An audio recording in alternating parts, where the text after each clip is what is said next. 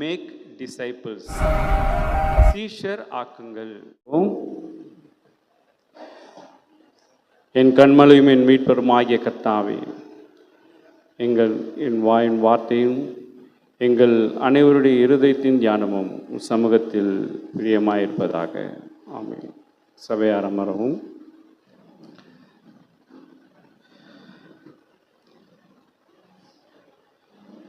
என்னை பலப்படுத்துகிற நம்முடைய கர்த்தராகிய இயேசு கிறிஸ்து என்னை உண்மையுள்ள என்று நம்பி இந்த ஊழியத்திற்கு அடியனை ஏற்படுத்தியதற்காக முதலாவது கடவுளை ஸ்தோத்தரிக்கிறேன். நீண்ட நாட்களுக்கு பிறகு, 3 மாதங்களுக்கு பிறகு மீண்டும் உங்களோடு கடவுளுடைய வசனத்தை உங்களோடு சேர்ந்து நானும் தியானிக்கவும் நானும் கற்றுக்கொள்ளவும் கடவுள் செய்த கிருபைக்காக நன்றி செலுத்துகிறேன். வாய்ப்பளித்த சபை போதகர் அம்மா அவர்களுக்கும், பரிபாலன குழு மற்றும் சபையார் உங்கள் அனைவருக்கும் என்னுடைய நன்றியை தெரிவித்துக் கொள்கிறேன். நம்முடைய தென்னிந்திய திருச்சபையின் கால அட்டவணையின் பிரகாரம் இன்று நமக்கு கொடுக்கப்பட்டிருக்கிற தலைப்பு மேக் டிசைபிள்ஸ், அதாவது சீஷர் ஆக்குங்கள். மேக் டிசைபிள்ஸ்,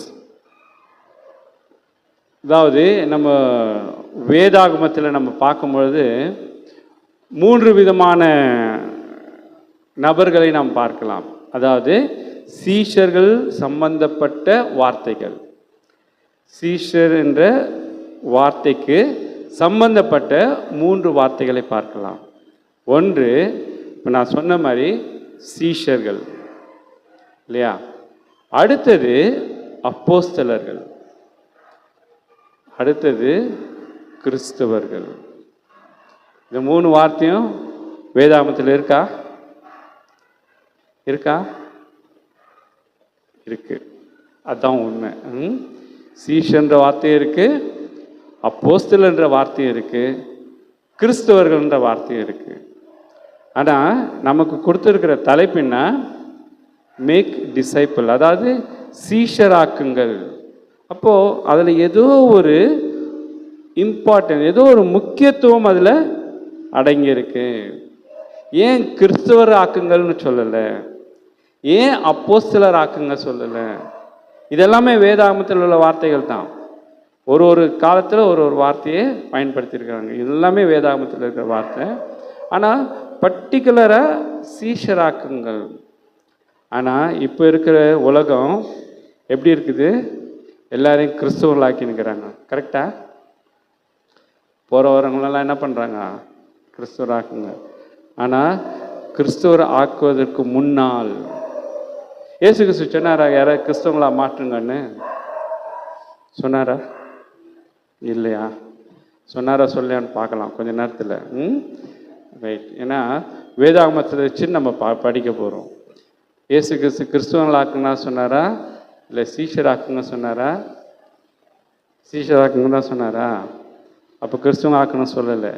அப்போ நம்ம எல்லாரும் கிறிஸ்துவங்களாக மாற்றிட்டு இருக்கிறோம். நம்மளை மற்றவர்கள், மற்ற மதத்தினர், மற்ற சமயத்தினர், மற்ற என்ன சொல்கிறது, கருத்துக்களை கொன்ற மக்கள், கடவுள் இல்லைன்றன்னு சொல்லி இருக்கிறவங்க சொல்கிறன்னு சொல்லி எல்லாருமே கிறிஸ்தவர்களை பார்த்து குற்றம் சாட்டுகிற ஒரு பெரிய வார்த்தை என்ன தெரியுமா? இவங்கெல்லாம் என்ன பண்ணுறாங்க? எல்லாரையும் கிறிஸ்தவங்களாக மாற்றினுக்கிறாங்க. ஆனால் நீங்கள் சொல்கிறீங்க கிறிஸ்தவங்களாக மாற்ற சொல்லலைன்றீங்க.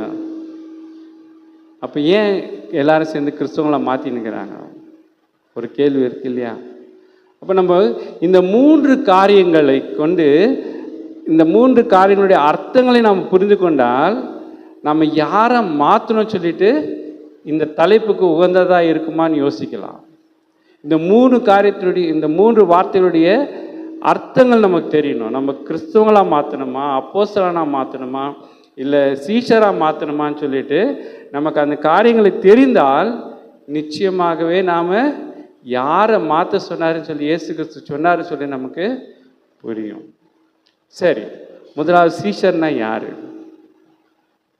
ஏதாவது ஒரு பதில் சொல்லுங்களேன். சீஷர்னா யார்? நம்ம சீஷர்னோட நம்மளுக்கு டக்குன்னு ஞாபகம் வர்றது எது சொல்லுங்க பார்க்கலாம்? பேதுரு தான் ஞாபகம் வர்றாரு. அடுத்தது சீஷர்களோட நமக்கு வர ஞாபகம் எது தெரியுங்களா? இந்த ராவிருந்து போஜனம் ஃபோட்டோ இருக்குது பாருங்க. கரெக்டா? நம்ம டக்குன்னு ஞாபகம் வருது ராவு இருந்த 12 சீஷர்களுடைய ஃபோட்டோ தான் ஞாபகம் வரும். அதுதான் அப்படி தான் இருந்தாங்களா? இல்லை இயேசு கிறிஸ்து அப்படி தான் பண்ணாரா ராபோஜனத்தை? நம்ம என்னைக்காவது யோசிச்சுருக்கிறோமா? அந்த ராபோஜனத்தில் இருக்கிற அந்த சீஷர்களை வைத்து பல தவறான காரியங்கள் இயேசு கிறிஸ்துவ பற்றியே சொல்லியிருக்கிறாங்க. எவ்வளோ பேருக்கு அது தெரியும்? அந்த ராபோஜனன்ற அந்த படத்தை வச்சு நம்ம வீட்டிலலாம் மாட்டியிருப்போம் இல்லையா? அந்த பார்த்தீங்கன்னா அந்த படத்தை வைத்து பல தவறான கருத்துக்கள், வேதாகமத்துக்கு புறம்பாக இருக்கிற கருத்துக்களை நம்ம என்ன பண்ணுறோம் அந்த படத்தில் பார்க்கலாம். ரொம்ப ஆச்சரியமான விஷயம். ஆக்சுவலாக அந்த படத்தை நம்ம வீட்டிலே வைக்கக்கூடாது. ஏன் தெரியுங்களா? டார்வின் சிங் தியரின்னு ஒன்று இருக்குது. அதில் நீங்கள் பார்த்தீங்கன்னா இந்த படத்தை வைத்து தான் அந்த ஒரு படமே ஆக்கியிருக்கிறாங்க. அது முழுக்க முழுக்க தவறான ஒரு திரைப்படம். நல்லா ஞாபகம் வச்சுங்க. டார்வின் சிங் கோடு என்ன முதல்ல அந்த படம் ஏறக்குறைய ஐ திங்க் 90s வந்துச்சுன்னு நினைக்கிறேன். 2090s வந்துச்சு. அப்போது எங்கிட்ட ஐயர் சொன்னார், எங்கள் Iyer Wilson Iyer, reverend Wilson சொல்லிட்டு எங்கள் சர்ச்சில் அப்போ இருந்தார். அவர் சொன்னார், இந்த படத்தை போய் பார்க்காதீங்க அப்படின்னாரு. ஏன்னா அதில் தவறாக சொல்லியிருக்கிறாங்க. ஆனால் இன்னும் தவறுன்னு சொல்லலை. அது அந்த படத்தை ஒரு ராஜா அந்த காலத்தில் இந்த மாதிரி ஒரு படம் வேணும், 12 சீஷர்களுடைய படம் வேணும்னு சொல்லிட்டு ஒரு ஆர்டிஸ்ட் கிட்ட, ஒரு டிராயிங் மாஸ்டர் கிட்ட சொல்லி வரையப்பட்ட படம் தான் அந்த திரைப்படம், அந்த படம். ஆனால் நம்ம என்ன பண்ணுறோம், அதை எடுத்துன்னு போயிட்டு ரொம்ப தெய்வ பக்தியாட்டுன்னு போயிட்டு வீட்டில் மாட்டிடுறோம். எங்கே மாட்டுறோம்? அதுவும் எங்கே மாட்டுறோம்? கேட்கல எனக்கு. ஹாலில் மாட்டுருமா? ஹாலில் மாட்டுறோம், இல்லைன்னா டைனிங் ரூமில் மாட்டிடுறோம். நமக்கு தெரியறதே கிடையாது. அது என்ன அந்த படம் என்ன சொல்ல வருதுன்னே தெரியாது. அந்த படத்தை நீங்கள் ஒரு முறை போய் பாருங்கள். அதில் எவ்வளோ இயேசு கிறிஸ்து பற்றி எவ்வளோ தவறாக சொல்லியிருக்கிறாங்கன்னு. ஆனால் வேதாகமம் சொல்லு, யாருக்கிட்ட வேணால் நான் சேலஞ்ச் பண்ணுவேன், வேதாகமம் சொல்லுது அந்த மாதிரி காரியம் அது இல்லை அப்படின்னு. ஆனால் கிறிஸ்துவர்களாகி நம்ம என்ன பண்ணுறோம், நமக்கு எது புதுமையாக தெரியுதோ உடனே போயிட்டு நம்ம வீட்டில் மாட்டிடுவோம். உங்கள் வீட்டில் இருந்தால் ஒரு வேலை நல்லா ஞாபகம் வச்சுங்க, உங்கள் வீட்டில் அந்த மாதிரி ஒரு படம் இருந்தால் முதல்ல எடுத்து வெளியே போடுங்க. அது இயேசு கிறிஸ்துடைய வாழ்க்கைக்கும் இயேசு கிறிஸ்துனுடைய அவருடைய பேருக்கும் களங்கம் விளைவிக்கக்கூட ஒரு படம். நல்லா ஞாபகம் வச்சுங்க. ரொம்ப ரொம்ப களங்கம் விளைவிக்கக்கூடிய படம். ரொம்ப வருத்தமான ஒரு செய்தி. ஆனால் நம்ம எல்லா கிறிஸ்தவர் வீட்லேயும் அந்த படம் இருக்கும். அப்போது நம்ம சீஷர்னு நமக்கு அந்த 12 பேர் தான் ஞாபகம் வருது. ஆனால் வேதாகம் என்ன சொல்லுது தெரியுங்களா? கேடுங்களேன், படிப்போம். பரிசுத்த யோவான் எழுதின சுவிசேஷம் 8ஆம் அதிகாரம் 31ஆம் வசனம். பரிசுத்த யோவான் எழுதின சுவிசேஷம் 8ஆம் அதிகாரம் 31ஆம் வசனம். நல்லா கவனிக்கணும் எல்லாரும், நல்லா வசனத்தை கவனிக்கணும். ஏன்னா அதுக்கு வசனம் வாசிக்கிறதுக்கு முன்னால் சொல்கிறேன், வேதாகமத்தை வாசிக்கும் பொழுது மிக மிக நிதானமாக வாசிக்கணும். ஸ்லோவா, வேர்டு பை வேர்டு, ஒரு வார்த்தையும் ஒரு எழுத்தும். அதுதான் வேதாகமம் சொல்லுது இல்லையா, அது ஒரு உருப்பாகில என்ன பண்ணக்கூடாது, நீ கூட்டவோ குறைக்கவோ கூடாதுன்னு வேதாகமம் சொல்லுது. அதனுடைய ஒவ்வொரு வார்த்தைக்கும் அவ்வளவு வலிமை இருக்குது. வேதாகமத்தை வாசிக்கும்போது ஒரு ஒரு வசனத்தையும் ஒரு ஒரு வார்த்தையும் நிதானமாக வாசிக்கணும். அப்போ தான் என்ன பண்ணும், வேதாகமம் உனக்குள்ளே போவோம். நீ வேதாகமத்துக்குள்ளே போனேன்னு வச்சுக்க, உன்னுடைய வாழ்க்கை எப்படி இருக்கும்? சாதாரண ஒரு நல்ல அறிவாளியாக இருப்ப, ரொம்ப நாலேஜபிள் பர்சனாக மாறிடுவாங்க நீ வேதாகமத்துக்குள்ளே போச்சுன்னா. ஆனால் வேதாகமம் உனக்குள்ளே வந்ததுன்னா உனக்கு ஒரு நல்ல புதிய வாழ்வு கிடைக்கும். ரெண்டு விதமான காரியம். வேதாகமத்துக்குள்ளே நீ போகிறது, வேதாகமம் உனக்குள்ளே போகிறது. நீ வேதாகமத்துக்குள்ளே போனால் பெரிய அறிவாளி ஆகலாம். ஆனால் வேதாகமம் உனக்குள்ளே போச்சுன்னா நீ ஒரு புதிய வாழ்வை நீ காண்பாய். சரி, இப்போ படிக்கலாம், நிதானமாக படிங்க. ஒன்று ம் ம் ம் ம்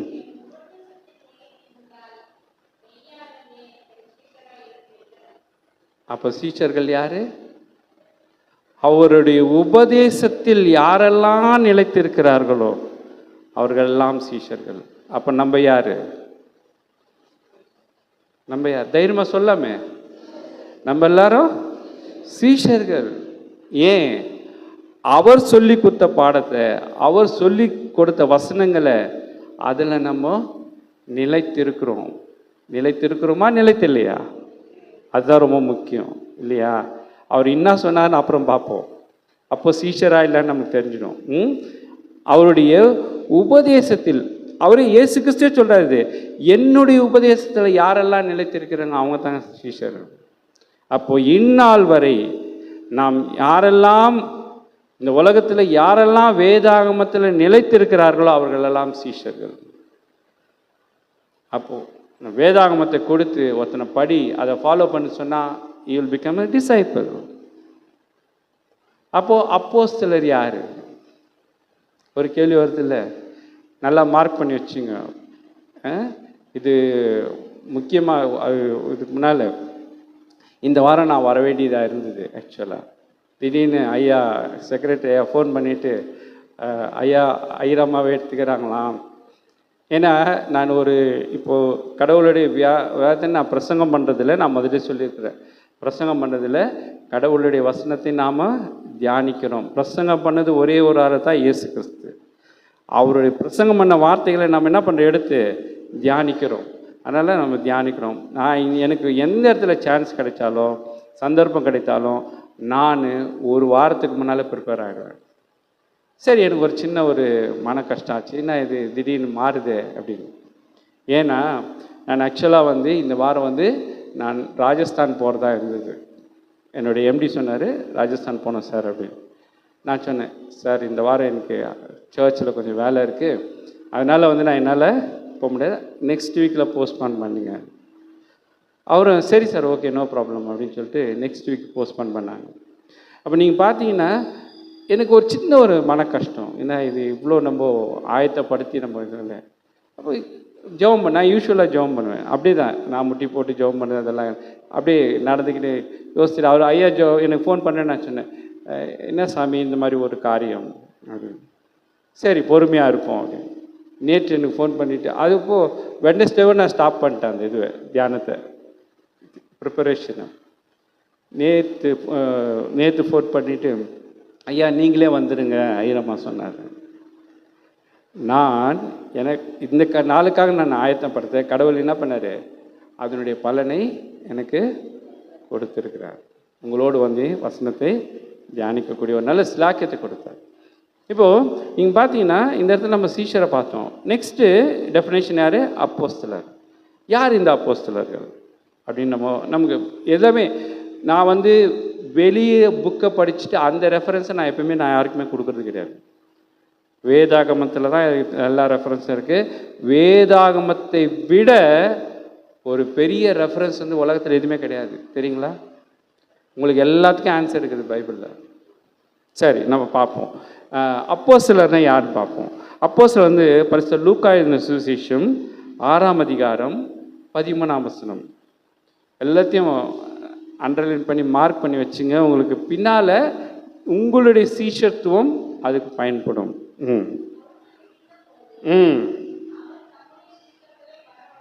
ம் ம்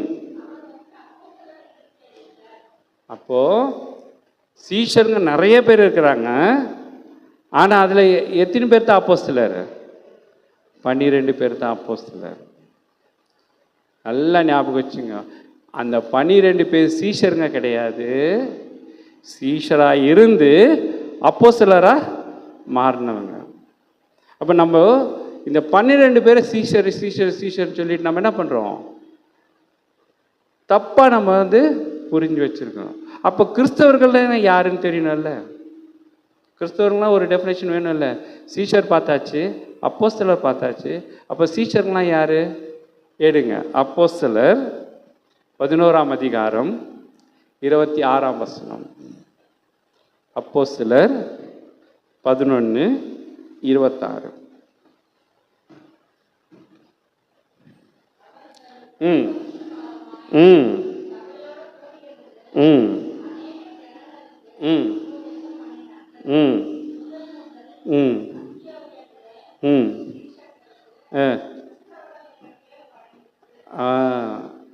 யார் இப்போ சீஷராக கிறிஸ்தவர்களாகிறாங்க? சீஷராக இருந்து 12 பேர் அப்போஸ்தலராக மாறுறாங்க. சீஷராக இருந்து ஒரு குரூப்பை கிறிஸ்தவர்கள் என்று மாற்றப்படுகிறார்கள். அப்போ நம்மெல்லாம் யார்? கிறிஸ்தவர்களா சீஷர்களா? கிறிஸ்தவர்கள். சீஷராய் இயேசு கிறிஸ்துவின் சீஷராகிய கிறிஸ்தவர்கள். இப்போ நமக்கு 3த்துக்கும் விளக்கம் தெரிஞ்சிச்சு. இப்போ நமக்கு கொடுத்துருக்கிற தலைப்பு என்னது? சீஷராக்குங்கள். இங்கே பாருங்க, இங்கே நம்ம மேக் கிறிஸ்டியன் நம்ம போடல, இங்கே நமக்கு தலைப்பு கொடுக்கல. நல்லா ஞாபகம் வச்சுங்க. We are not here to convert people into Christianity. நம்ம இங்கே கிறிஸ்துவர்களாக மாற்றுறதுக்கு நம்ம இங்கே இல்லை. நம்ம யாரு என்னவா மாற்றத்துக்கு வந்திருக்கிறோம்? சீஷர்களாக மாற்ற வந்திருக்கிறோம். ஏன் மாற்றணும்? சீஷர்களாக ஏன் உருவாக்கணும்? ஏடுங்க மத்தேயு கடைசி அதிகாரம். எத்தனாவது அதிகாரம்? 28ஆம் அதிகாரம் 19ஆம் வசனம். ம் ம் ம் சீஷராக்கி ம் ம் இப்போ பார்த்தீங்கன்னா சீஷர்களை தான் இயேசு கிறிஸ்து மரணத்துக்கு பிறகு கிறிஸ்தவர்களாக மாற்றுறாங்கண்ணா. ஆனால் இயேசு கிறிஸ்து சொன்ன வார்த்தை என்ன? நீங்கள் போய் சகல ஜாதிகளும், சகல ஜாதிகள்னா உலகத்தில் இருக்கிற அத்தனை பேரும் என்ன பண்ணணுமா? சீஷர் ஆக்கணும். அப்போ சீஷர் ஆக்கணும்னா இயேசு கிறிஸ்து சொன்ன காரியம், அவருடைய உபதேசத்தில் யாரெல்லாம் நிலைத்திருக்கிறார்களோ அவர்களெல்லாம் சீஷர்கள். அதுதான் அவர் கடைசியாக சொல்றாரு. அடுத்த வசனம் வாசிங்களேன். ம் ம் ம் இயேசு கிறிஸ்து யோவானில் சொன்ன வார்த்தை என்ன? என்னுடைய உபதேசத்தில் யாரெல்லாம் நிலைத்திருக்கிறார்களோ அவர்களெல்லாம் சீஷர்கள். நமக்கு கொடுத்துருக்கிற கட்டளைன்னா, நீங்கள் உலகமெல்லாம் போயிட்டு சீஷராக்குங்க. அவருக்கு அவர் கட்டளையிட்ட யாவையும் அவருக்கு என்ன பண்ணுமா? உபதேசம் பண்ணணும். அவர்கள் கை கொள்ளும்படி உபதேசம் பண்ணணும். அவர்கள் கை கொள்ளும்படி உபதேசம் பண்ணணும்னா முதலாவது நாம் என்ன பண்ணணும்? அதை கை கொள்ளணும். நாம் ஃபஸ்ட்டு கை கொள்கிறோமா? அதுதான் முக்கியமான ஒரு கேள்வி இல்லையா? அப்படின்னா இயேசு கிறிஸ்து அப்படின்னா உபதேசம் பண்ணிட்டார். சின்ன ஒரு கேள்வி வருதில்லை, ஒரு டவுட் வருதில்லை. நீங்கள் வீட்டில் போயிட்டு மத்தேயு 5ஆம் அதிகாரம் 1ஆம் வசனத்துலேருந்து மத்தேயு 8ஆம் அதிகாரம் 1ஆம் வசனம் வரல நீங்கள் படித்து பாருங்கள். இதுதான் உபதேசம்.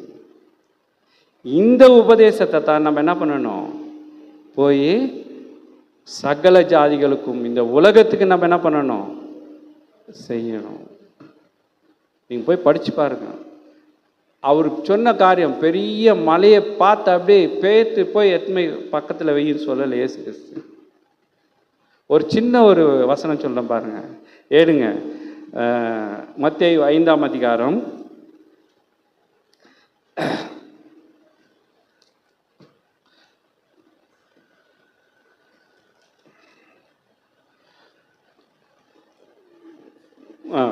22ஆம் வசனம்.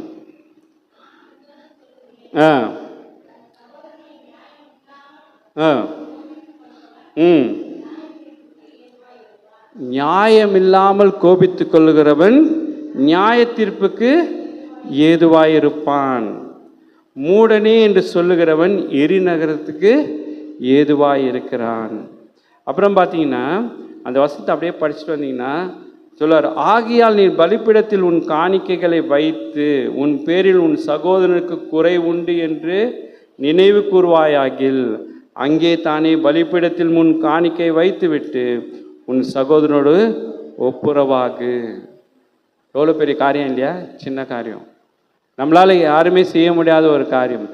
என்ன மாதிரி இருந்தாலும் சரி, என்ன ஒரு மன கஷ்டம் இருந்தாலும் சரி, நம்முடைய சகோதரனோடு என்னோடு இருக்கிறவர்களோடு நான் என்ன பண்ணணும்? ஒப்புரவாக கற்றுக்கணும். இயேசு கிறிஸ்துவினுடைய கட்டளை அது. அவர்களை மன்னிக்கவும் அவர்களை ஏற்றுக்கொள்ளக்கூடிய ஒரு காரியங்கள் இருக்கணும். இப்போ நீங்கள் பார்த்தீங்கன்னா நம்ம வாசிக்க தெரிந்து கொள்ளப்பட்ட முதலாம் வேத பாடல் 1 ராஜாக்கள்ல எலிசா கிட்ட கடவுள் கட்டளையிடுகிறாரு, எலியாவை ஏற்படுத்து. எப்படி ஏற்படுத்தணுமா? எல்லாவற்றையும் விட்டுட்டு என் கூட வா அப்படின்னு சொல்லி ஒரு காரியத்தை சொல்றாரு. எலியாவை என்ன பண்ணுறாரு? நேராக எலிசா கிட்ட அந்த காரியங்களை சொல்லுறாரு. ஆனால் அவர் என்ன பண்ணுறாரு? சான்ஸ் கேட்குறாரு. நான் போயிட்டு வீட்டில் போயிட்டு முதல்ல நான் என்ன பண்ணிட்டேன் சொல்லிட்டு வந்துடுறேன். ஆனால் இயேசு கிறிஸ்து வாழ்க்கையில் அந்த அந்த இன்சிடெண்ட் அப்படியே என்ன பண்ணுது? இயேசு கிறிஸ்து வாழ்க்கையில் வருது பாருங்க. எடுங்க 1 ராஜாக்கள், நம் வாசித்த 1 ராஜாக்கள்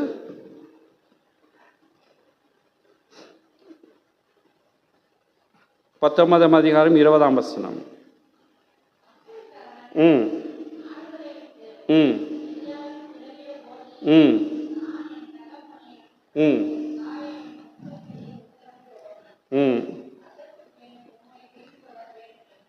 இயேசு கிறிஸ்து அவருடைய வாழ்க்கையில் சீஷர் எப்படி உண்டாக்குறாங்க? லூக்கா 9ஆம் அதிகாரம், லூக்கா 9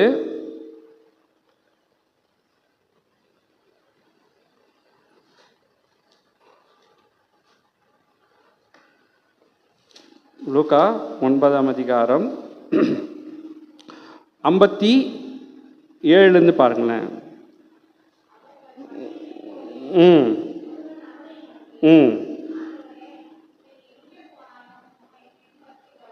முதல் மனுஷவரா அவன் ஒரு வாக்கு கொடுக்குறா, நீ எங்கே போனாலும் நான் என்ன பண்ணுவேன்?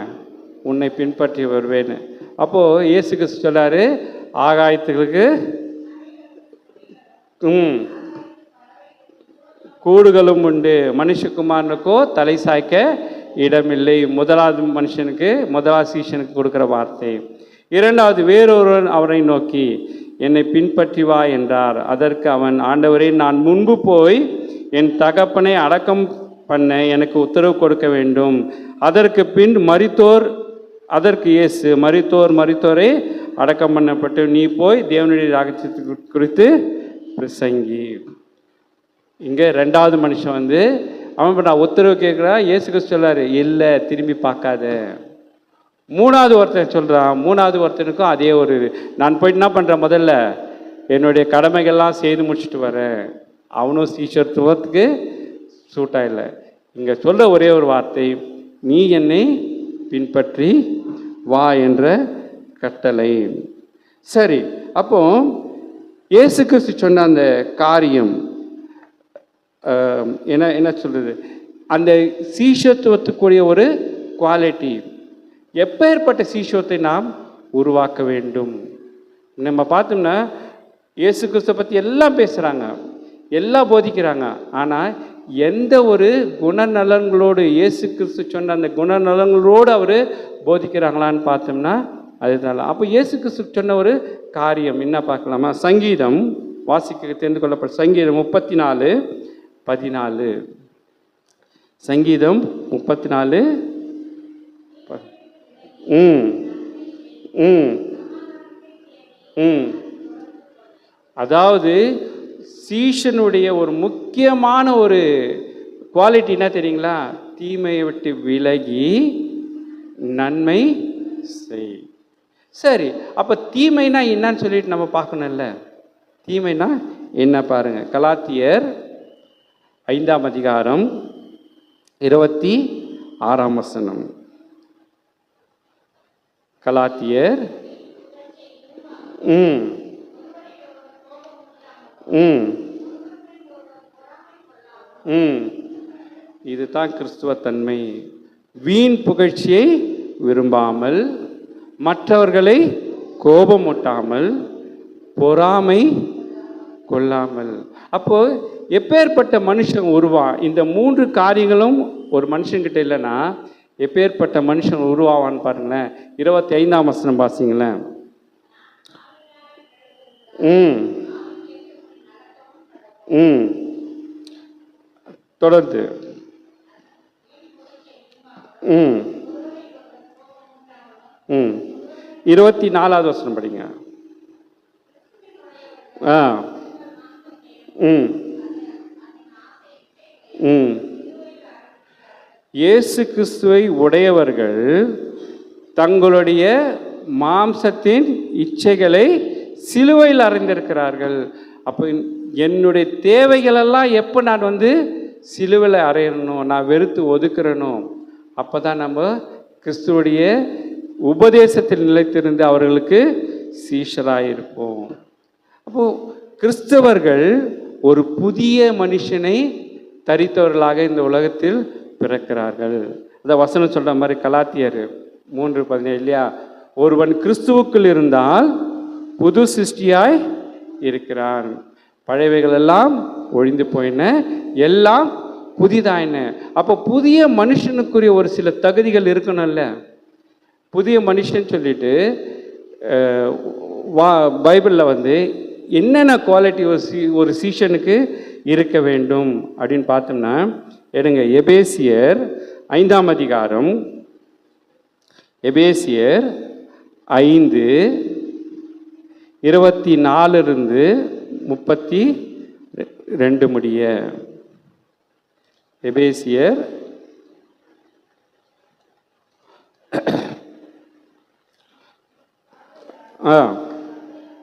ம் ம்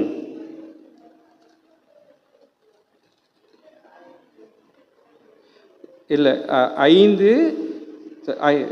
4:24 படிங்களா?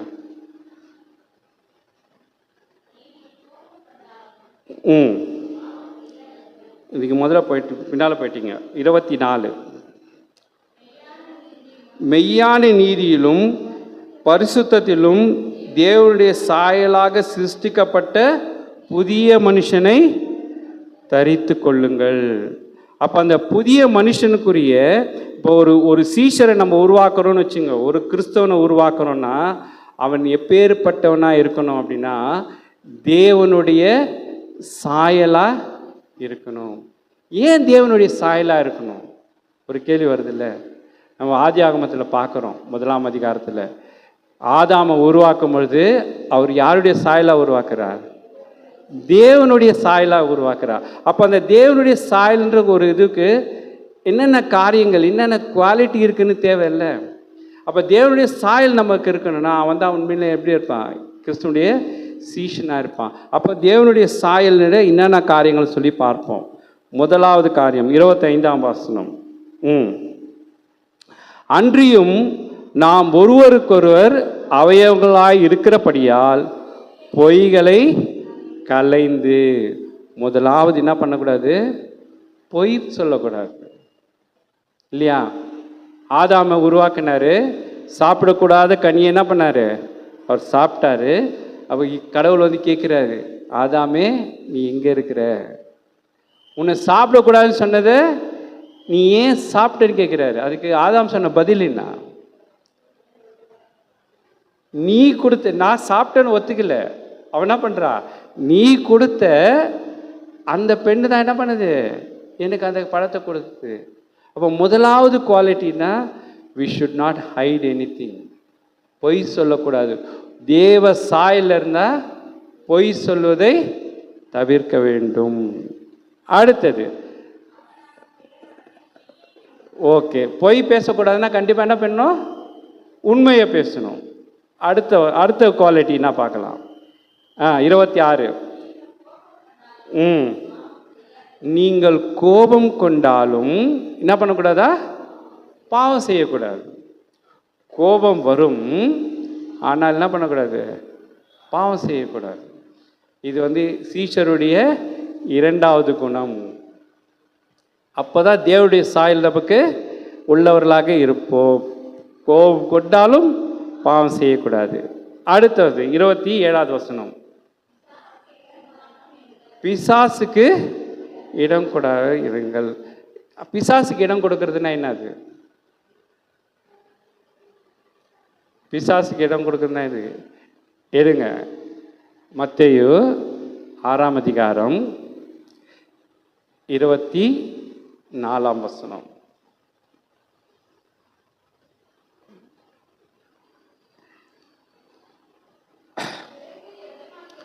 இரண்டு எஜமான்களுக்கு ஊழியம் செய்ய ஒருவனாலும் கூடாது.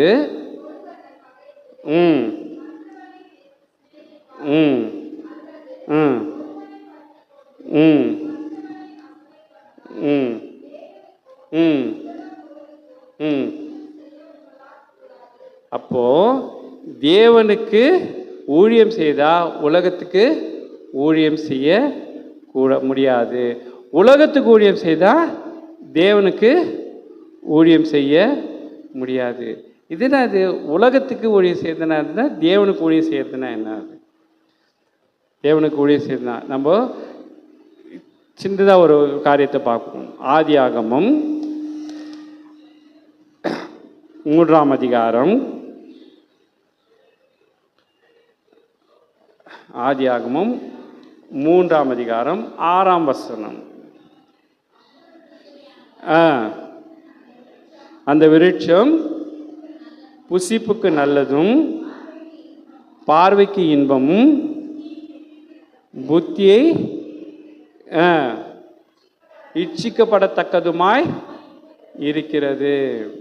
அப்போ உலகத்துக்கு நீ ஊழியம் செய்யற அப்படின்னா இந்த 3 காரியங்களும் உனக்கு இருக்குதுன்னு அர்த்தம். இந்த 3 காரியங்களை வென்றவர் தான் யாரு?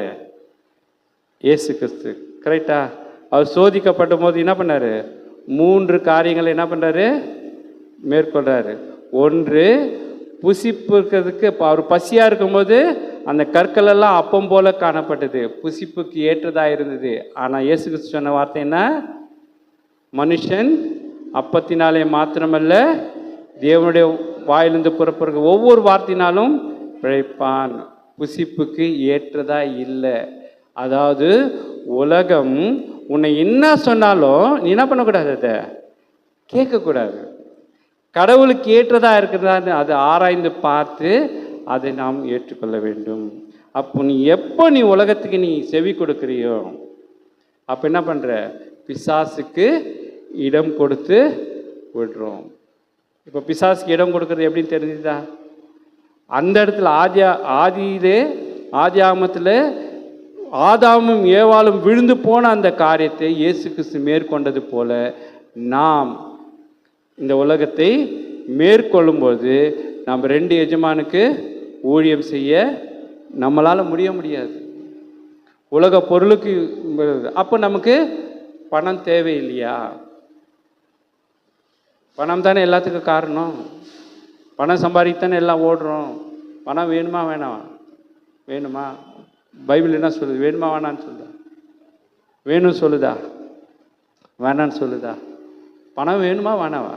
யார் யாருக்கு பணம் வேணும்? எல்லாருக்கும் பணம் வேணும் இல்லையா? பணம் இல்லாத உலகத்தில் வாழ முடியாது. ஆனால் பணம் வேணுமா வேணாவான்னு இப்போ பைபிள் சொல்லுதான்னு பார்ப்போம். எழுங்க, பிரசங்கி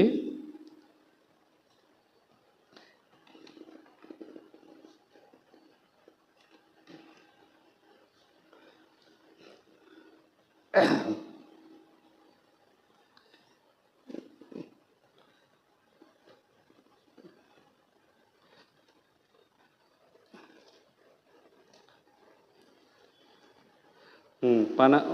பிரசங்கி 10:19 வாசிங்களேன்.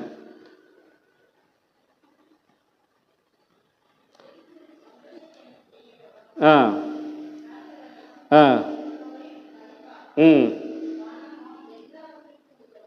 பணம் எல்லாவற்றுக்கும் உதவும். பணம் தேவை. இப்போ பைபிள் பிரகாரமே என்னாச்சு, நமக்கு பணம் இருந்தால் தான் என்ன பண்ண முடியும், எல்லா தேவைகளும் பூர்த்தி செய்யும். நான் சொல்லலை, பைபிள் சொல்லுது. பணம் எல்லாவற்றிற்கும் உதவும். அப்போ எப்படிங்க நமக்கு அந்த பணம் நமக்கு தேவையில்லைன்னு எப்போ முடிவு பண்ணுறது? ஏடுங்க 1 தீமோத்தேயு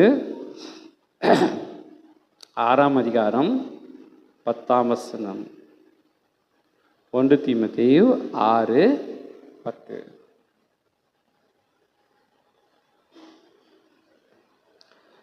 பண ஆசை எல்லா தீமைக்கும் வேறாயிருக்கிறது. நல்லா அண்டர்லைன் பண்ணி வச்சுங்க. பணம் எல்லாவற்றுக்கும் உதவ சொல்கிற அதே வேதாகமும், பணம் ஆசை என்ன பண்ணுது, எல்லா தீமைக்கும் வேறாயிருக்கிறது. நம்ம தேவையானது ஒன்று என்னது, அன்றன்றுள்ள ஆகாரத்தை இன்று எனக்கு தாரும். எவ்வளோ அருமையாக இருக்கு பாருங்க வேதாகமம் இல்லையா? பணம் தேவை. எது? அன்றன்றுள்ள ஆகாரத்தை இன்று எனக்கு தாரும். எனக்கு இந்த ட்ரெஸ் தேவை, எனக்கு இன்னைக்கு சாப்பாடு தேவை, அதற்கு பணம் உதவும். ஆனால் என்னுடைய சக்திக்கு மீறி, என்னுடைய அளவுக்கு மீறி நான் என்ன பண்ணும்போது, ஆசைப்படும் போது அது என்ன ஆகிடுது, பண வெறியாயிடுது. பணம் சம்பாதிக்கணும், அதற்காக நான் எதை வேணால் நான் செய்கிறதுக்கு ரெடியாக இருக்கிறேன். அப்போது நீங்கள் கிறிஸ்தவர்களை உருவாக்கும் பொழுது, சீஷர்களை உருவாக்கும் பொழுது நம்ம சொல்ல வேண்டிய காரியம், வேதாகமப்படி பணம் தேவை, ஆனால் பண ஆசை இருக்கக்கூடாது. அது எல்லா தீமைக்கும் வேறாக இருக்கிறது. இப்போ அடுத்தது அதே எபேசியருக்கு நம்ம திரும்பி போவோம். புதிய மனுஷனுடைய தேவனுடைய சாயலை பற்றி நம்ம பார்த்துட்டு இருக்கிறோம். புதிய மனுஷன் என்னது, அடுத்த இது காரியம் என்னது, 4ஆம் அதிகாரம் 28ஆம் வசனம். திருடுகிறவன் திருடாமல். புதிய மனுஷன் நமக்கு வேண்டும் என்றால், நான் ஒரு புதிய சீஷனாக உருவாக்கப்பட வேண்டும் என்றால், நான் ஒரு சீஷனை உருவாக்கப்பட வேண்டும் என்றால் நான் என்ன பண்ணக்கூடாது, இனி திருடுகிறவன் இனி திருடாமலும். 10 கட்டளை 1 கரெக்டுங்களா? களவு செய்யாய் இருப்பாயாக, பொய் சாட்சி சொல்லாதிருப்பாயாக. பாருங்க, புதிய மனுஷனை கடவுள் ஆதியில் உருவாக்கும் பொழுது அவருடைய சாயலில் இந்த 10 கட்டளையோடு தான் உருவாக்குறாரு. அந்த 10 கட்டளை தான் தேவனுடைய சாயல். ஆனால் பின்னால் வந்த மனிதர்கள் என்ன பண்ணுறாங்க, உலக பொருளுக்கும் பண ஆசைக்கெல்லாம் அடிமையாகி பாவங்களை செய்கிறாங்க. இப்போ மீண்டும் நாம் சீஷர்களை உருவாக்க வேண்டும் என்றால் என்ன பண்ணக்கூடாது, திருடுறவன் இனி திருடாமல். நாம் திருடாமல் இருக்கணும்னா நம்ம என்ன பண்ணணும், திருடாமல் இருக்கணும்னா என்ன பண்ணணும், அந்த வசனம் தொடர்ந்து படிங்களேன், ரொம்ப அருமையாக இருக்கும் பாருங்க. குறைச்சல் உள்ளவனுக்கு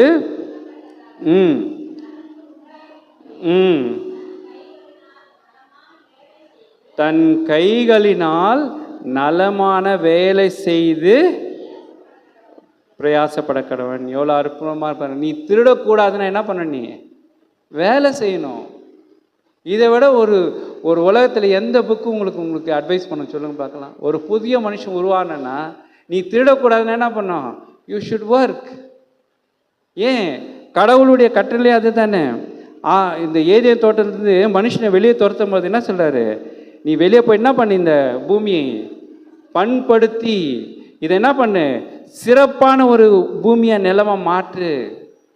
நீ வேலை செய்யணும். நீ வேலை செய்தால் கண்டிப்பாக திருட கூடாத ஒரு காரியம் ஏற்படும். அடுத்த வசனம் படிங்க. கெட்ட வார்த்தை ஒன்றும் உங்கள் வாயிலிருந்து புறப்பட வேண்டாம். அப்போ கெட்ட வார்த்தைனா என்னது, எது கெட்ட வார்த்தை? எது கெட்ட வார்த்தை? நான் ஒரு ஒரு ரொம்ப ட்விஸ்டான ஒரு கேள்வி கேட்டேன் உங்களுக்கு இல்லையா? கெட்ட வார்த்தைனா எது கெட்ட வார்த்தை? நம்ம பார்க்கலாமா? சொன்னால் ஒரு இதுவாக இருக்கும். விபச்சார பொல்லாத விபச்சார சந்ததியாரே. யார் சொல்றது இந்த வார்த்தை? யார் சொல்றது இந்த வார்த்தை? யார் சொன்னார் இந்த வார்த்தை? இயேசு திட்டுறாரு இல்லையா? அவரை விசுவாசிக்காதவங்க, அவங்க இது பண்ணாத பொல்லாத விபச்சார சந்ததியாரே அப்படின்னா என்ன அர்த்தம்? விபச்சார பசங்கன்னு அர்த்தம் இல்லையா? அப்போ கெட்ட வார்த்தை எது? டெஃபினேஷன் நமக்கு தேவையில்லை. கெட்ட வார்த்தை எது? அதை தொடர்ந்து படிங்க, அந்த வசனத்தை தொடர்ந்து படிங்க. பக்தி விருத்திக்கு ஏதுவான நல்ல வார்த்தை உண்டானால் அதையே கேட்கிறவர்களுக்கு பிரயோஜனம் உண்டாகும்படி பேசுறது தான் நல்ல வார்த்தை. நீ பிரயோஜனம் இல்லாத பேசுற எல்லா வார்த்தையும் அது கெட்ட வார்த்தை. அந்த பிரயோஜனம் உள்ள வார்த்தை பக்தி விருத்திக்கு ஏதுவான வார்த்தையா இருக்கணும். பவுல் என்ன அழகா இருக்கிறார், எவ்வளோ எவ்வளோ காரியங்கள் ஒரு வசனத்தில் எவ்வளோ விஷயங்கள் வைக்கிறார். பிரயோஜனமுள்ள காரியம் பேசணும். அந்த பிரயோஜனமுள்ள வார்த்தை என்னுடைய பக்தியை விரிவிக்கிற அதிகப்படுத்தக்கூடிய காரியமாக இருக்கணும். என்ன பண்ணுற? போயிட்டு நீங்கள் என்ன பண்ணுங்க, உன்னுடைய கடவுளை நோக்கி விண்ணப்பம் பண்ணுங்க. நீ கேட்கறதெல்லாம் என்ன பண்ணுவார்? கொடுக்குவார். எப்படியோ கேளுங்கள் அப்போது உங்களுக்கு கொடுக்கப்படும். பக்தியை விருத்திக்கு ஏதுவான வார்த்தை யார்கிட்ட கேட்கணும்? யார்கிட்ட கேட்கணும்? நம்முடைய கடவுள்கிட்ட கேளு. அதான் சொல்லார் இயேசு கிறிஸ்து சொல்லாரு, மத்தேயு 6ஆம் அதிகாரம், மத்தேயு 6 பக்தி விருத்திக்கு ஏதுவான வார்த்தையை நான் சொல்றேன் கேளுங்க. மத்தேயு 6ஆம் அதிகாரம் 8ஆம் வசனம் படிங்களேன். அவர்களைப் போல நீங்கள் செய்யாதிருங்கள், உங்கள் பிதாவை நோக்கி நீங்கள் வேண்டிக் கொள்கிறதற்கு முன்னே இன்னது தேவை என்று அவர் அறிந்திருக்கிறார். இதோட பக்திக்கு எதுவான வார்த்தை எதுனா இருக்குது? அப்போ என்னுடைய ஜெபம் எப்படி இருக்கணும்? வீணான வார்த்தையில அலப்பக்கூடாது. அதுக்கு தான் அழகா ஒரு சின்ன ஒரு பக்தி விருத்திக்கு ஏதுவான ஒரு ஜெபத்தை இயேசு கிறிஸ்து சொல்லுகிறார். அதுல எல்லாமே இருக்கு. அப்போ பக்தி எனக்கு அது நன்மை பயக்கணும், கேட்குறவங்களுக்கும் நன்மையா இருக்கணும். அந்த மாதிரி வார்த்தை இல்லாத நீ பேசுற எல்லா வார்த்தையும் கெட்ட வார்த்தை. அதை தான் சொல்றாரு, நீ உன் வாயிலிருந்து புறப்படுகிற ஒவ்வொரு வார்த்தைக்கு நீ என்ன பண்ணுமா? கணக்கு கொடுக்கணும். தெரியுங்களா? நான் இன்னைக்கு இங்கே நின்று பேசுகிறேன்னா, நான் சொல்கிற இந்த பைபிள்னு சொல்கிற ஒரு வார்த்தைக்கு நான் கணக்கு கொடுக்கணும் கடவுள்கிட்ட. அப்போது என்னுடைய நன்மைக்கு பிரயோஜனம் இல்லாத எந்த வார்த்தையும் கெட்ட வார்த்தை. அடுத்தது 30வது வசனம்.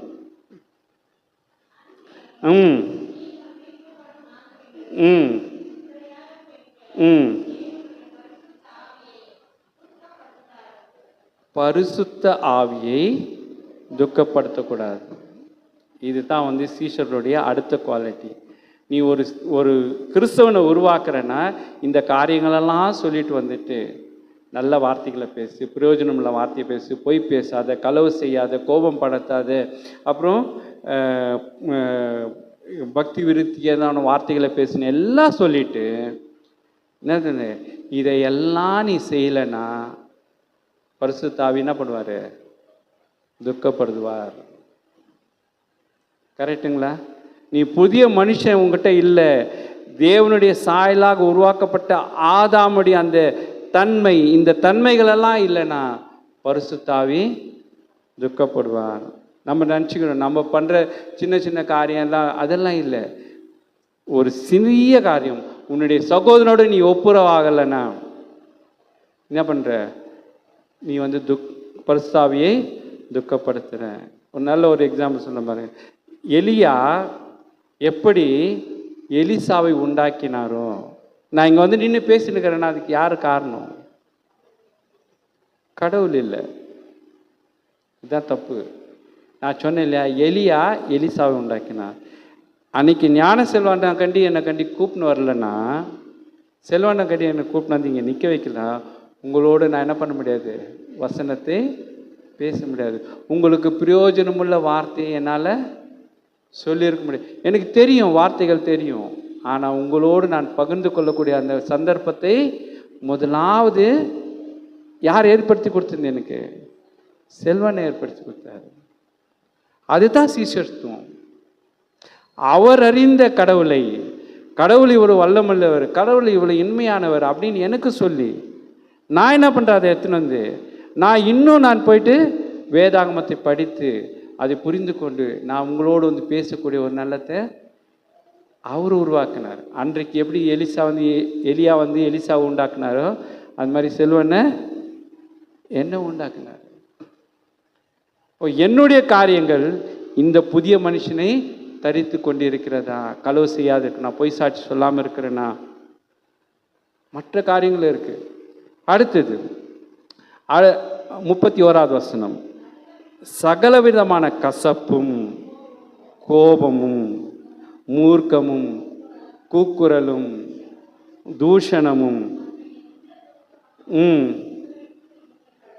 நீ ஒரு சீஷனாக இருக்குன்னா இது ஒரு முக்கியமான குவாலிட்டிங்க. இதை விட வேற எந்த குவாலிட்டியும் தேவை கிடையாது. என்னென்ன இருக்கக்கூடாது? கசப்பு.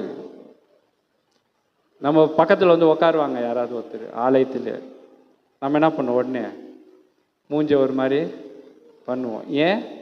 அவங்க நமக்கு பிடிக்காது இல்லையா? சின்ன விஷயந்தான், பைபிளை ரிஃப்ளெக்ட் பண்ணது பாருங்க. மனக்கசப்பு, கோபம், சின்ன விஷயத்துக்கெல்லாம் நம்ம கோவப்படுவோம். அப்புறம் மூர்க்கம், எதுக்கத்தாலும் என்ன பண்ணுறது? எதுக்கத்தாலும் சண்டைக்கு நின்றுக்கிறது. அதுக்கு அடுத்தது எது? கூக்குரல், சத்தம் போடுறது. அவங்க என்ன பேசுகிறாங்கன்னே தெரியாது, கடகடன்னு ஏதோ சத்தம் போட்டு திட்டுவாங்க. அது தூஷணம், திட்டுறது. இந்த காரியம் எல்லாம் சாதாரண ஒரு மனுஷனுக்கு இருக்கிற ஒரு காரியம். இதையெல்லாம் நம்ம எப்போ நீக்கிறோமோ அப்போ தான் என்னன்னா அது நான் ஒரு புதிய மனுஷனா, தேவனுடைய சாயலான மனுஷனை நான் மாற்றப்படுகிறேன். சரி, அடுத்து கடைசி வசனம் 32வது வசனம், ஒருவருக்கொருவர் தயவாயும். பாருங்க, நம்ம முதல்ல பார்த்த அந்த எல்லா காரியத்துக்கும் ஆப்போசிட்டாக இருக்கு பாருங்க. ஒருவருக்கொருவர் நம்ம எப்படி இருக்கணும்? தயவாக இருக்கணும், மன உருக்கமாக இருக்கணும். கிறிஸ்துவுக்குள் தேவன் உங்களை மன்னித்தது போல நீங்கள் ஒருவருக்கொரு மன்னியுங்கள். அப்போ ஆதாமை கடவுள் உண்டாக்கின சாயல் வந்து இந்த சாயல் தான். அதுதான் பவுல் எழுதுறாரு, இந்த சாயலை நீ ஏற்படுத்தும் ஒரு புதிய மனிதனை உருவாக்குறோம். நம்ம இந்த புதிய மனிதனை உருவாக்கும் போது அவன் வந்து எப்படி இருப்பான்? இயேசு கிறிஸ்துவனுடைய உபதேசத்தில் நிலைத்திருப்பான். ஆனால் இவ்வளோ புதிய மனுஷனெல்லாம் உருவாக்கிட்டு இயேசு கிறிஸ்து சொல்கிறாரு அந்த அப்போஸ்தலர்கிட்ட. நம்ம இப்போ நிறைய பேர் தப்பாக புரிஞ்சுக்கிற ஒரு காரியம் என்ன தெரியுங்களா? நம்ம போய் யாருக்கிட்ட முட்டி போட்டோன்னா அவங்ககிட்டேருந்து சுகம் கிடைக்குதுன்னு. எவ்வளோ பேர் இது நம்புறீங்க? யாரும் நம்புறது இல்லையோ? நம்புறீங்களா இல்லையா? ஒன்று இப்படி தலையாட்டுங்க, இல்லை இப்படி தலையாட்டுங்க. எவ்வளோ பேர் நம்புகிறோம்? ரொம்ப பேர் நம்புகிறாங்க. நீங்கள் நம்புறீங்களா? நீங்கள் நம்பலையா? நல்லா ஞாபகம் வச்சுங்க, எந்த ஊழியக்காராக இருந்தாலும் சரி, யாராக இருக்கட்டும், இப்போ வந்து நமக்கு மீடியா வந்து ரொம்ப ஈஸியாக கிடச்சிது. அதனால் என்னென்ன தப்பு நடக்குது எல்லாத்தையும் பார்க்குறாங்க, காமிச்சிடுறாங்க. அது எப்பேற்பட்ட ஊழியக்காரனாக இருந்தாலும் சரி. நான் இந்த இடத்துல நின்று சொல்கிறேன், சாட்சியாக சொல்கிறேன், யார் ஜெபம் பண்ணாலும் உங்களுக்கு சுகம் கிடைக்காது. ஆமேன். யார் ஜெபம் பண்ணாலும் சுகம் கிடைக்காது. ஆனால் நீ ஜெபம் பண்ணால் உனக்கு சுகம் கிடைக்கும். இதுதான் கிறிஸ்டியானிட்டி. நம்ம என்ன பண்ணுறோம்? ஓடுறோம். எதுக்கு? என்கிட்ட ஒரு 10 ரூபா இருக்குன்னு வச்சுங்க, அந்த 10 ரூபா போயிடக்கூடாது, நம்ம போய் கடவுள்கிட்ட முட்டி போடுறோம். எவ்வளோ பேர் அது மாதிரி இருக்கும்? என்கிட்ட இன்றைக்கி ஒரு 10 ரூபா இருக்குது, அந்த 10 ரூபான்னா 10 ரூபான்னு நினச்சிங்க, 10 லட்ச ரூபான்னு வச்சுங்க, 10 லட்ச ரூபாய் இருக்குது. அது எங்கே குறைஞ்சி போயிடுமோ அப்படின்னு சொல்லிட்டு போய் என்ன பண்ணுறோம்? கடவுள்கிட்ட நிற்கிறோம். எவ்வளோ பேர் அந்த தப்பை செய்கிறோம்? அப்படி நீ தப்பை செய்துனா நீ அவருடைய உபதேசத்தில் நிலைத்திருக்கலன்னு தான் நினைக்கிறேன். நிலைத்திருக்கலன்னு சொல்கிறேன். ஏன்னா இப்போ நம்ம மத்தேயு 6:8 பார்த்தோம் இல்லையா? உனக்கு என்ன தேவைன்னு என்ன அவர் அறிந்திருக்கிறார். ஏன் நான் அதை சொல்கிறேன்னா, ஊழியக்காரங்க முன்னால் போயிட்டு ஜெபம் பண்ணிக்காதீங்க, நன்றி சொல்லுங்க. ஆலயத்திற்கு வந்து கடவுள் செய்த நன்மைக்காக என்ன பண்ணலாம்? நன்றி சொல்லலாம். ஆனால் இன்னொரு மனுஷங்கிட்ட போயிட்டு என்ன பண்ணக்கூடாது? எந்த காரியத்தை கொண்டும் நீங்கள் போய் ஜெபம் பண்ணிக்காதீங்க. உங்களுக்கு நிச்சயமாக எந்த காரியமும் நடக்காது. ஏன்? உடனே நீங்கள் கேட்கணும்ல, இப்போ உலகத்தில் இவ்வளோ அற்புதம்லாம் நடக்குது, ஊழியக்காரங்க இப்படிலாம் பண்ணுறாங்க, அப்படியே கை இது பண்ணோன்னே அப்படியே ஊழ்ந்துடுறாங்க இல்லையா? பார்த்துக்கிறீங்க இல்லையா? இப்படி கை காட்டினோன்னு என்ன பண்ணுறாங்க?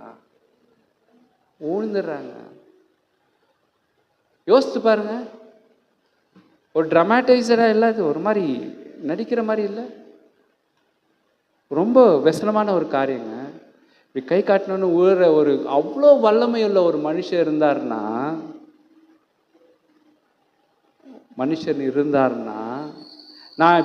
நான் இங்கே இப்படி கை காமிக்கிறேன்னு வச்சுங்க, எல்லாம் ஊழ்ந்துறீங்கன்னு வச்சுங்க, அப்போ கடவுள் எனக்கு அவ்வளோ பெரிய வல்லமை கொடுத்துக்கிறாரு இல்லையா? அப்படிப்பட்ட வல்லமை கொடுத்துருக்குறேன்னா, இப்போ ஃப்ளைட் ஊழ்ந்துச்சு இல்லையா? ஃப்ளைட்டு அதில் இருந்தவங்களாம் என்ன பாவம் செய்தவங்களா? இல்லையே. சின்ன சின்ன குழந்தைங்க. ஏன் ஒரு ஊழியக்காரால் சொல்ல முடியல? ஏன் அதை நிறுத்த முடியல? சொல்லலாம், நிறுத்தலையே. ஒரு கேன்சர் வந்து முட்டி போடுறாங்க, ஜோம் பண்ணுறாங்க, அவங்க வந்து சாட்சி சொல்கிறாங்க, நான் கேன்சர்லேருந்து வெளியே வந்துட்டேன் அப்படின்னு. அப்புறம் பார்த்தா 3 மாதத்தில் இறந்து போயிடுறாங்க.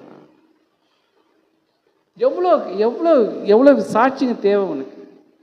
அப்போ இந்த காரியங்கள் எல்லாம் என்னது? நம்ம இயேசு கிறிஸ்து நம்ம என்ன பண்ணுறோம்? சிறுமைப்படுத்துகிறோம். நல்லா ஞாபகம் வச்சுங்க. இயேசு கிறிஸ்துவ மகிமைப்படுத்தலை. நல்லா ஞாபகம் வச்சுங்க. இந்த மாதிரி காரியங்கள்லாம் இயேசு கிறிஸ்துவை சிறுமைப்படுத்துறதை தவிர மகிமைப்படுத்தலை. அப்போ இந்த வல்லமை எல்லாம் யார் கொடுத்து? அப்போ நம்ம கிறிஸ்தவங்களுக்கு கொடுக்கலையா வல்லமை? கொடுத்துருக்கிறாரு. எங்கே கொடுத்துருக்கிறாரு? இது கொடுத்துக்கிறாரு. இப்போ நம்ம பார்த்தோம் இல்லையா? ஒரு உண்மையான சீஷன்னா எப்படி இருக்கணும்னு சொல்லி யார் சொன்னது? ஒரு ஊழியக்காரர் சொன்னார்? இல்லை, வேதாகமம் சொல்லுதுங்க. சீஷர்னா யார், அப்போஸ்தலன் யார், கிறிஸ்தவர்கள் யாருன்னு வேதாகமம் சொல்லுது. இதை விட நமக்கு பெரிய ஒரு என்ன சொல்கிறது, வரம், நமக்கு ஒரு பரிசு, நம் வாழ்க்கையில் கிடைத்த ஒரு அற்புதம், இதை விட பெருசு எதுவுமே கிடையாதுங்க. இதில் எல்லாமே இருக்குது. இன்றைக்கி என்ன சொல்லுங்கிறாங்க எல்லாரும்? இந்த வேதாகமம் அறிவுக்கு முரம்பானதுன்னு சொல்கிறாங்க.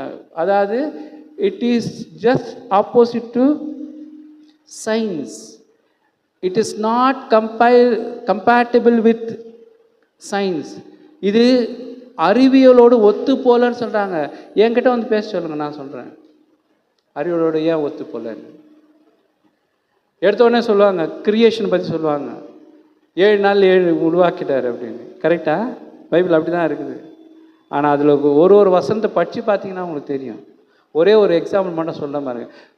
நீங்கள் வேதாகமத்தை, நான் முதல்ல சொன்னேன் இல்லையா, வேதாகமத்துக்குள்ளே நீங்கள் போனீங்கன்னா அறிவு வரும். வேதாகமம் உங்களுக்குள்ள வந்தால் உங்களுக்கு வாழ்வு வரும். புரியுதுங்களா? இப்போ வேதாகமத்துக்குள்ள நம்ம போய் பார்ப்போம். அப்போ அறிவோடு ஒட்டி போதா இல்லையான்னு பார்ப்போமா? எடுங்களேன், ஆதி ஆகமம் எடுங்களேன். ரொம்ப ரொம்ப இது நான் எங்கே போனாலும் சொல்லணுன்றது நான் மறந்து போயிடுறேன். அதனால் திடீர்னு ஞாபகம் வந்து ஆதி ஆகமம் 1ஆம் அதிகாரம் எடுங்க. 1ஆம் அதிகாரம் 2ஆம் வசனம் படிங்களேன். ம் ம் ம் ம் ம் ம் இங்கே சயின்ஸ் இருக்குதா இல்லையா? எவ்வளோ பேருக்கு இங்கே சயின்ஸ் இருக்குது? அறிவியல் இதில் அறிவுபூர்வமாக எழுதியிருக்கிறாங்களா இல்லையா? எல்லாம் சொல்லுவாங்க, என்ன அது அறிவு கட்டத்தனமாக எழுதி வச்சுக்கிறாங்க அப்படின்னு. இதில் எவ்வளோ பெரிய அறிவு இருக்குது தெரியுங்களா? சின்ன ஒரு வசனம் தான். ஒரு வார்த்தையை படிச்சுப்பாங்க. பூமியானது ஒழுங்கின்மையாக இருந்தது, வெறுமையாக இருந்தது. Nothing was there in on earth. எதுவுமே இல்லைன்னா பூமி எப்படி இருக்கும்?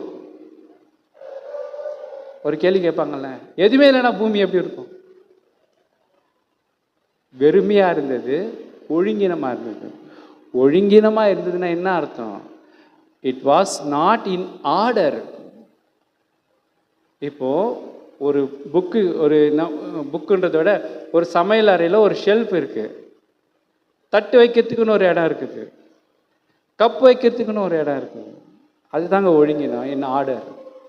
இங்கே சொல்கிறது வந்து ஒழுங்கினம்னா இன்டிசிப்ளின்னா ஆர்டராக இல்லை. அப்புறம் பாருங்க, இந்த இடத்துல அடுத்த லைன் படிச்சிங்கன்னா, ஆழத்தின் மேல் இருள் இருந்தது. ஒன்றுமே இல்லை, டார்க்காக இருந்துச்சு. ஓகேயா? நல்லா நோட் பண்ணி ஒரு வார்த்தையை நோட் பண்ணிங்க. இருள் இருந்தது, டார்க்காக இருந்தது. அதுக்கப்புறம் தேவ ஆவியானவர் ஜலத்தின் மேல் அசைவாடி கொண்டு இருந்தார். தண்ணியே உருவாக்கலை, பூமி ஒழுங்கினமாக இருந்துச்சு. தேவன் வந்து ஜலத்தின் மேல் அசைவாடி. இப்போ இதை படிக்கும் போதோ, சாதாரண நீங்கள் படிக்கும் போது உங்களுக்கு எப்படி தோணும்? தண்ணி இல்லை, ஆர்டர் இல்லை, ஆனால் என்ன இருக்குது? கடவுள் வந்து ஜலத்தின் மேலே தண்ணி மேலே அசைவாடி கொண்டு இருந்தா, அந்த தண்ணி எங்கேருந்து வந்தது? ஒரு கேள்வி வருது இல்லையா? அப்போ இதோடு நம்ம நிறுத்திட்டோம்னா முட்டாளாக தான் இருக்கும். இதை கேள்வி கேட்குறவங்க கூட என்ன பண்ணுவான்? இந்த ஒரு வசனத்தை தான் கேட்பான். இந்த மாதிரி ஒரு எழுதி இருக்குது பைபிள் அப்படின்னு. அடுத்த வசனம் பண்ணிங்களேன், அற்புதமான வசனம். தேவன் வெளிச்சம் உண்டா கடவது. உலகம் சயின்டிஸ்டுங்கெல்லாம் என்ன சொல்கிறாங்க? உலகம் எப்படி உருவாச்சுன்னு சொல்கிறாங்க. ஒரு தியரி ஒன்று இருக்குது, யூத் பிள்ளைங்களுக்கு பிக் பேங் தியரின்னு ஒன்று இருக்குது. கரெக்டா? Big bang theory. அதாவது இந்த உலகம் எப்படி உண்டாச்சுன்னா, ஒரு வெடிப்பில் உருவாச்சு.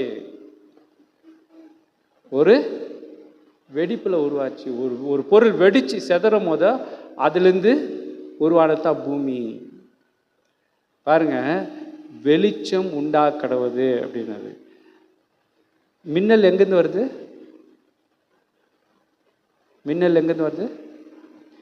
ரெண்டு மேகங்கள் மோதும் போது மின்னல் வருது. கரெக்டா?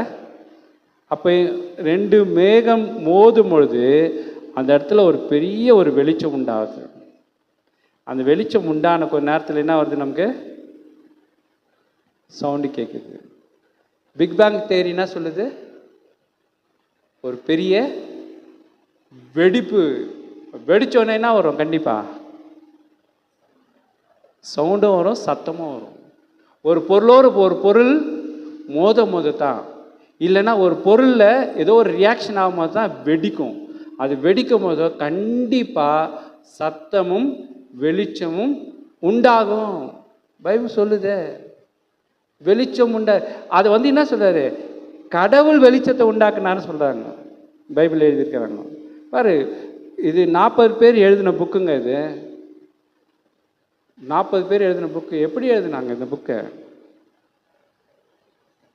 தேவ ஆவியினால் அருளப்பட்டு இருக்கிறதுன்னு சொல்லிட்டு 2 தீமோத்தேயு 3:16 சொல்லுது. தேவ ஆவியினால் அருளப்பட்டு இருக்கிறது வேதாகமம். அப்போ பிக் பேங் தியரி வந்துடுச்சா? வெளிச்சம் தானாக வர்றது, ஏதோ ஒரு இடத்துல வருது. அந்த ஏதோ ஒரு இது அவங்க சொல்கிறாங்க, ஏதோ ஒரு சக்தியில் வந்து, அந்த சக்தி தான் என்னன்னு சொல்கிறோம் நம்ம கடவுள் சொல்கிறோம்.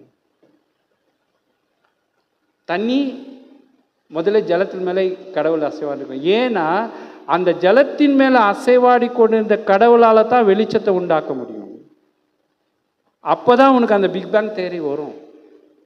அப்போ அந்த ஜலம் எங்கே இருந்தது? நம்ம தண்ணினோட நம்ம என்ன யோசிக்கும்? தண்ணினோட நம்ம எங்கே யோசிப்போம்? கடல் நம்ம ஞாபகம் போகிறோம், ஆறு ஞாபகம் போகிறோம், நம்ம வீட்டில் இருக்கிற குடத்தில் இருக்கிற தண்ணி ஞாபகம் வரும், நம்ம குடிக்கிற தண்ணி ஞாபகம் வரும் இல்லையா? இதுதான் இங்கே வந்து பைபிள் சொல்கிற ஜலம். ஜலம்னோடனே நம்ம டக்குன்னு நம்ம மைண்ட் வந்து அங்கே தான் போவோம். ஆனால் இந்த ஜலம் அந்த ஜலம் இல்லை. அடுத்த வசனம் படிங்களே. ரைட் இருங்க. அதுக்கப்புறம் 6வது வசனம் படிங்க.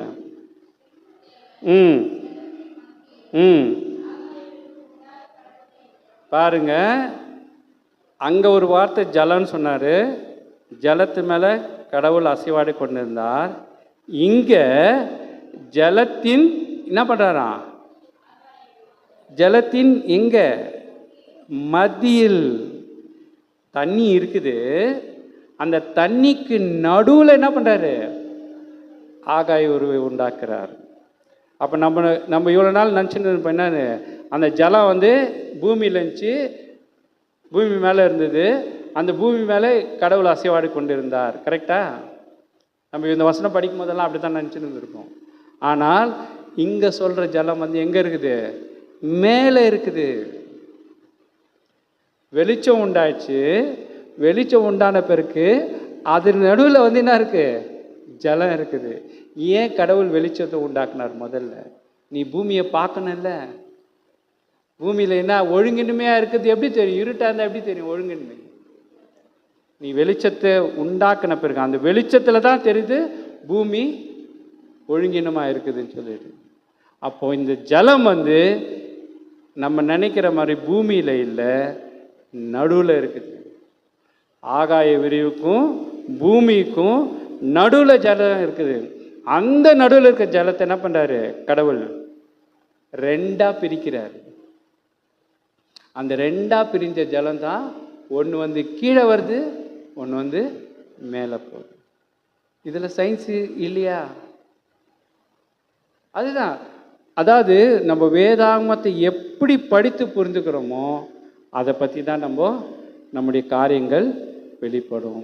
அப்போ நம்ம சீஷரை உருவாக்கணும்னா நமக்கு இந்த வேதாகமத்தை நிதானமாக படித்து அதை புரிந்து அடுத்தவங்க கேள்வி கேட்கும்போது நம்ம என்ன பண்ணணும்? பதில் சொல்கிற நிலைமையில் உருவாக்கும் போது தான் நம்ம உண்மையான சீஷரை உருவாக்குறோம். நல்லா ஞாபகம் வச்சுக்கோங்க. வெறும் பைபிளை படிச்சுட்டு இருந்தால் மட்டும் எந்த நன்மையும் வராது.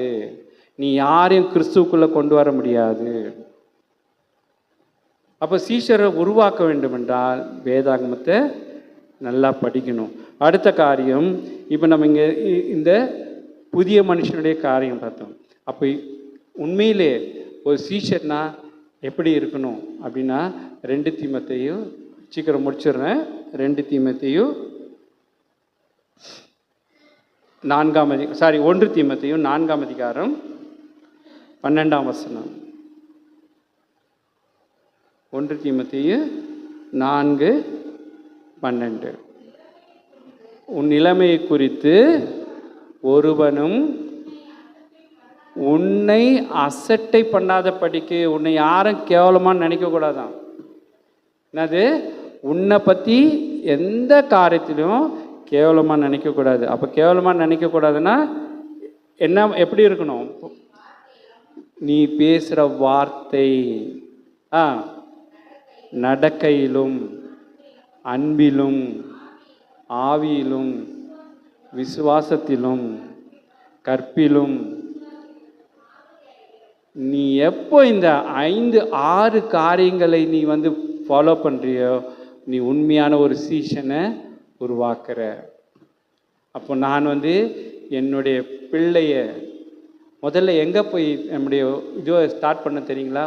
சீஷர்களை உருவாக்குறது என்னுடைய குடும்பத்தில் நான் உருவாக்கணும். நம்ம குடும்பத்தில் நம்ம சீஷர்களை உருவாக்க வேண்டும். என்னுடைய குடும்பத்தில் அந்த ஆர்வத்தை உண்டாக்கணும். பிள்ளைங்க ஆலயத்துக்கு வரணும், புருஷன் ஆலயத்துக்கு வரணும், கணவன்மார்கள் மனைவிமார்கள் ஆலயத்துக்கு வரணும், வந்து இங்கே சொல்கிற வார்த்தையில் கேட்டு கடவுளுடைய வார்த்தையை தியானிக்க வேண்டும். நீங்கள் சீஷரில் உருவாக்க வேண்டிய முதல் படி உன்னுடைய குடும்பத்தில். நீ உன்னுடைய குடும்பத்தில் நீ சீஷர்களை உருவாக்கவில்லை என்றால் நீ என்னது பரிசுத்த ஆவியை துக்கப்படுத்துகிற, வேற ஒன்றும் இல்லை. நீ உன்னுடைய குடும்பத்தை முதலாவது, நான் நல்லா பிரசங்கம் பண்ணுறேங்க, ஆனால் என் பிள்ளை மட்டும் என் வார்த்தையை கேட்கறதே இல்லை. நான் நல்லா பைபிள் வாசிக்குவேன், என்னுடைய பிள்ளை என் வார்த்தை கேட்கறது கிடையாது, வீட்டுக்கு அடங்கிறது இல்லை. அப்போ என்ன அர்த்தம்? நீ சீஷரை உருவாக்கலைன்னு அர்த்தம். நீ கிறிஸ்தவனாக இருக்கிற, நீ சீஷனாக இருக்கிற, ஆனால் நீ சீஷனை என்ன பண்ணல, உருவாக்கவில்லை. நல்லா ஞாபகம் வச்சுங்க. அப்போ நான் சீஷரை உருவாக்க வேண்டும் என்றால் நான் எப்படி இருக்கணும்? என்னுடைய குடும்பத்தை சொல்லணும். அதுதான் தமிழில் ஒரு பாடல் இருக்குதுயா, வரப்பு உயர என்ன உயரமா? நீர் உயரும், நீர் உயர நெல் உயரும், நெல் உயர குடி உயரும், குடி உயர கோன் உயர்வான். இது ஔவையார் பாடின ஒரு பாடல். அதாவது நான் எந்த அளவுக்கு நான் வளரனோ என்னுடைய குடும்பத்தில் இருக்கிறவங்க கூட என்னோட கூட சேர்ந்து வளரணும். நான் அடுத்த முறை வர்றபோது நீங்கள் உங்கள் குடும்பத்தெல்லாம் சீஷராக்கி என்ன பண்ணியிருக்கணும்? இங்கே கொண்டு உட்கார வைக்கணும் இல்லையா? நான் 1990 பார்த்த ஸ்ட்ரென்த் அப்படியே இருக்குது இன்னும் கூட. 1990 நான் என்ன முகத்தை பார்த்தனோ அந்த முகங்கள் தான் இருக்குது. இன்னும் நம்ம வரப்பும் உயரல, நீரும் உயரல, யாரையும் நம்ம சீஷர் ஆகலாம். நம்ம சீஷர்னா நம்ம மற்றவங்கள தான் யோசிப்போம் இல்லையா? மற்றவங்கள தான் பற்றி யோசிப்போம். நான் அவங்கள சீஷர் ஆக்கணும், நான் அவங்களுக்கு புத்தி சொல்லணும், நான் அவங்களுக்கு. ஆனால் என்னுடைய சொந்த குடும்பத்தை நான் என்ன பண்ண மாட்டேன், கொண்டு நிறுத்த மாட்டேன். அப்போது நான் சீஷர்களை உருவாக்க வேண்டும், புதிய மனிதனை நான் உருவாக்க வேண்டும் என்றால் அது என்னுடைய குடும்பத்திலிருந்து ஆரம்பிக்க வேண்டும். அதுக்கப்புறம் ஒரு முக்கியமான ஒரு சீஷர்களுடைய குவாலிட்டி என்ன தெரியுங்களா? எடுங்க, மத்தேயு 10ஆம் அதிகாரம்.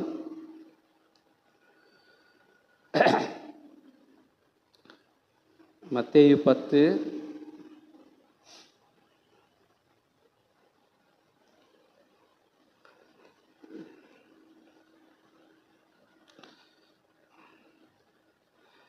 8வது வசனம் படிங்க. ம் ம் ம் ம் மற்றதெல்லாம் விட்டுடுங்க, மற்ற முதல்ல சொன்ன காரியங்கள் எல்லாம். ஏன்னா அது அப்போஸ்தலருக்கு கொடுக்கப்பட்ட கட்டளை. வியாதியஸ்தரை சுத்தமாக்குறது. அப்போஸ்தலர்னா யாருன்னு சொன்ன மறந்துட்டீங்களோ? அப்போஸ்தலர் தான் யாரு? அப்போஸ்தலர் யாரு? 12 பேர் தாங்க அப்போஸ்தலர். 12 பேர் தான் அப்போஸ்தலர், மிச்சவங்கெல்லாம் சீஷர்கள். இந்த 12 பேருக்கு கொடுத்த அதிகாரம் தான் இந்த அதிகாரம்லாம். என்னது? வியாதியஸ்தரை சுத்தமாக்குறது, பிசாசுகளை துரத்துறது, குஷ்டரோகிகளை சுத்தம் பண்ணுறது, மரித்தோரை எழுப்புறது, அப்புறம் பிசாசுகளை துரத்து. இந்த காரியங்களெல்லாம், இந்த அதிகாரமெல்லாம் யாருக்கு கொடுக்கப்பட்டதுன்னா அப்போஸ்தலருக்கு கொடுக்கப்பட்டது. 12 பேருக்கு மட்டும்தான். ஆனால் சீஷருக்கு கொடுத்த அதிகாரம் என்னது? இலவசமாய் பெற்றீர்கள், இலவசமாய் கொடுங்கள். அதாவது கடவுளுடைய வார்த்தையை நான் படித்தேன், கடவுளுடைய வார்த்தையை புரிஞ்சுக்கினேன், நான் அதை போயிட்டு என்ன பண்ணணும், மற்றவங்களுக்கு இலவசமாய் கொடுங்கள். இதுதான் ரொம்ப ரொம்ப முக்கியமான ஒரு காரியம். இப்போ நீங்கள் இங்கே பார்த்தீங்கன்னா 12வது வசனம் வாசிங்களேன்.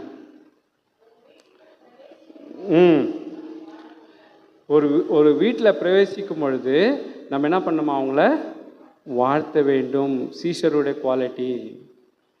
அவங்கள அந்த வீட்டுக்கு சமாதானம் உண்டு பண்ண வேண்டும்.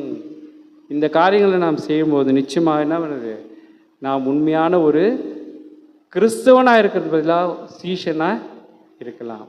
அப்பேற்பட்ட ஒரு காரியத்தை நாம் நிச்சயமாக செய்யும் பொழுது உண்மையான சீஷர்கள் நாம் உருவாக்குவோம். இந்த மாதிரி காரியங்களை நம்ம குடும்பத்திலிருந்து தொடங்கி திருச்சபையில் வந்து இன்னும் பல பேரை கொண்டு வந்து இங்கே உட்கார வைக்கும்போது கடவுளுடைய வசனத்தை நாம் தியானிக்கலாம். கர்த்தர் தாம் இந்த வசனங்களை ஆசீர்வதிப்பாக. ஜெபம் செய்வோம். நல்ல பிதாவே, நாளிலுமாய் கர்த்தாவே, வசனங்களை தியானித்தோம். எப்படி நாம் சீஷர்களை உருவாக்குவது என்ற காரியங்களை வேதாகமத்தின் அடிப்படையில் பார்த்து ஒரு தேவனுடைய சாயலுள்ள ஒரு புதிய மனிதனை எப்படி நாம் உருவாக்குவது என்ற வசனங்களை தியானித்தோம். எல்லா காரியமும் கர்த்தாவே உமக்கேற்றதாக இருக்க கிருபை செய்ய வேண்டுமாய் விடுகிறது. கேட்ட வசனங்களின் மாத்திரம் இல்லாமல் அதன்படி நடக்கக்கூடிய பிள்ளைகளாகவும் காணப்பட கிருபை செய்ய வேண்டும். தொடர்ந்து பொறுப்பெடுத்துக்கொள்ளும் வழிநடத்தும் ஆசீர்வாதம் எங்களுக்காக மரித்து அன்பரட்சகர் இயேசு கிறிஸ்துவின் வேண்டிக் கொள்கிறோம். ஜீவன் நல்ல பிதாவே, ஆமென்.